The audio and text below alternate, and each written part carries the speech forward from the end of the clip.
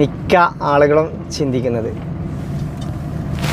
ഈ ഒരു കാര്യം എന്താണ് ഞാൻ പറയാം.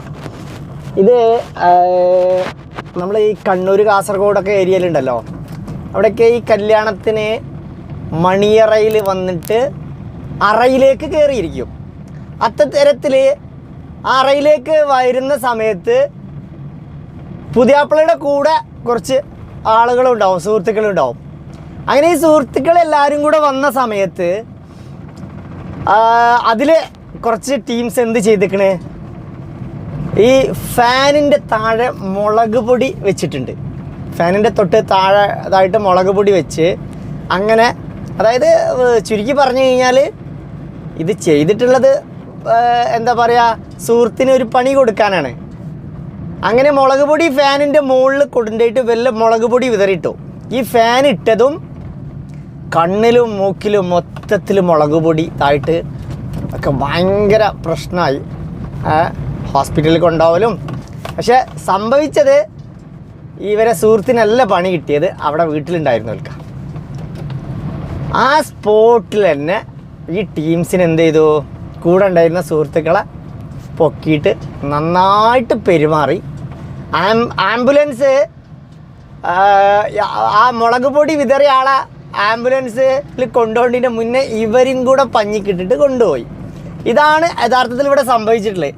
പൊതുവെ നമ്മൾ ഈ വിവാഹത്തിൻ്റെ പേരിലുള്ള കുറേ ആഭാസങ്ങളുണ്ട് നമ്മളെ സമൂഹത്തിൽ. പൊതുവെ പിന്നെ ഇതിൻ്റെ പേരിൽ ഒരുപാട് ആഭാസങ്ങൾ കുറച്ച് ഇപ്പോൾ കണ്ടിട്ടുണ്ടാവുള്ളൂ അല്ലേ. ഇനി ബാക്കി കൂടെ നിങ്ങളൊന്ന് കാണും. കാരണം നന്നായിട്ട് പഞ്ഞിക്കിട്ട് ഇതാക്കിയിട്ട് അവരെ ഇത് ബാക്കി കൂടെ കാണാം.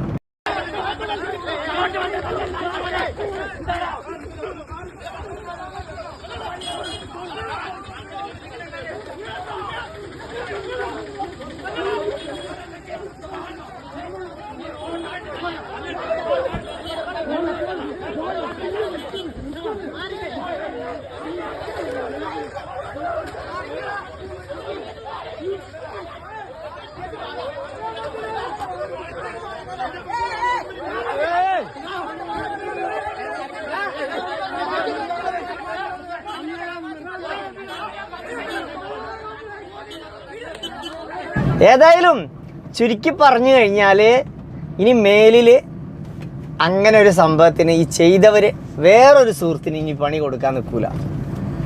നമ്മളെ ഈ സൊസൈറ്റിയിലുള്ള ഒരു വളരെ മോശപ്പെട്ട ഒരു സംഭവമാണ് ഒരു വിവാഹ ദിവസം എന്നൊക്കെ പറയുമ്പോഴേ അതിനെ എത്രമാത്രം പവിത്രമായിട്ട് കാണേണ്ട ഒരു ദിവസമാണ്. അന്ന് ആണ് JCBയിൽ പുതിയാപ്പിളനെ കൊണ്ടുപോവുക,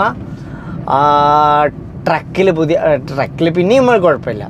ഇത് അന്നത്തെ ദിവസം ഒരു ആഭാസത്തിൻ്റെ ദിവസമാക്കിയിട്ട് വിവാഹത്തെ മാറ്റുക. ഇത് പ്രത്യേകിച്ച് നമ്മളെ മലബാർ ഏരിയയിലാണ് വളരെ മോശമായിട്ട് ഇത് കാണുന്നത്. ഇത് എന്ത് പറയുക, അന്നത്തെ ദിവസം ഈ ഒരു സുഹൃത്തിനോടുള്ള ഒരു വൈരാഗ്യം തീർക്കുന്ന ഒരു മനോഭാവമാണ്. പലർക്കും ചിലപ്പോൾ കുടുംബത്തിൽ തന്നെ ഇത് അനുഭവങ്ങൾ ഉണ്ടാവും. പക്ഷേ ഇത്തരം വിഷയങ്ങളിൽ നമ്മളെ സൊസൈറ്റി ഇനിയും വളർന്ന് ഉയർന്നു വരേണ്ടതുണ്ട്. കാരണം മലയാളിയെ സംബന്ധിച്ചിടത്തോളം മലയാളി ഭയങ്കര സംസ്കാര സമ്പന്നരാണ്, കൾച്ചറുള്ള ആളാണ്, അല്ലെങ്കിൽ എല്ലാം കൊണ്ടും മലയാളി കഴിഞ്ഞതാണെന്നൊക്കെ മലയാളി എപ്പോഴും പറയാറുണ്ട്. പക്ഷേ ഞാൻ പറയുന്നു, മലയാളി ഒരുപാട് സംസ്കാര സമ്പന്നരാവാനുണ്ട്. ഇത് സത്യം പറഞ്ഞാൽ നമ്മളൊന്ന് ആലോചിച്ച് നോക്കൂ, എത്രമാത്രം അധപ്പതിച്ച ഒരിതിലേക്കാണ് സമൂഹം ഇതുമായി ഇതാവുമ്പോൾ പോകുന്നത്. ആ ഒരു സുഹൃത്തിൻ്റെ ഏറ്റവും പവിത്രമായ ദിവസം ചിലപ്പോൾ ഈ സുഹൃത്ത് ഇതുപോലെ കൂട്ടിയിട്ടുണ്ടാവും മറ്റൊരു സുഹൃത്തിൻ്റെ വിവാഹത്തിനും. ഇതുപോലെ പല സംഭവങ്ങളുണ്ട്. ഇതിപ്പോൾ ഒരു ചെറിയ കാര്യം, ഇതിലും വലിയ വലിയ വിഷയങ്ങൾ പലപ്പോഴും ഈ പിന്നെ ഭാര്യയും ഭർത്താവും ഇവർക്ക് ഇതുപോലെ പണി കൊടുത്തിട്ട് മരിച്ച സംഭവങ്ങൾ പോലുണ്ട്.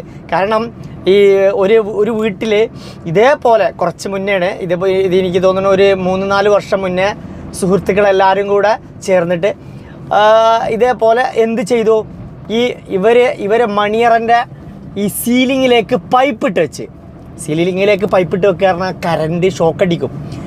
വാട്ടർ ടാങ്കിൻ്റെ പൈപ്പിട്ട് വെച്ചിട്ട് പിന്നെ പൈപ്പിട്ട് വെച്ച് പെട്ടെന്ന് ഇവർ ഉറങ്ങിക്കൊണ്ടിരിക്കെ ഈ മോട്ടർ ഇവർ സ്വിച്ച് ഓണാക്കി. അങ്ങനെ സ്വിച്ച് ഓണാക്കുകയും ചെയ്തു. സീലിങ്ങിലേക്ക് വെള്ളം അടിച്ച് കയറി. സീലിംഗ് പെട്ടെന്ന് നിറഞ്ഞ് ബെഡ്റൂമിലേക്ക് കറണ്ടുള്ള ഇതിൽ നിന്ന് പൊട്ടിയിട്ട് ഈ 2 ഭാര്യയും ഭർത്താവും മരിച്ചു. നിങ്ങളൊന്ന് ആലോചിച്ച് നോക്കൂ. ഇത്തരം വളരെ ഭയങ്കരമായ ആഭാസമാണ് നമ്മുടെ സമൂഹത്തിൽ നടന്നുകൊണ്ടിരിക്കുന്നത്.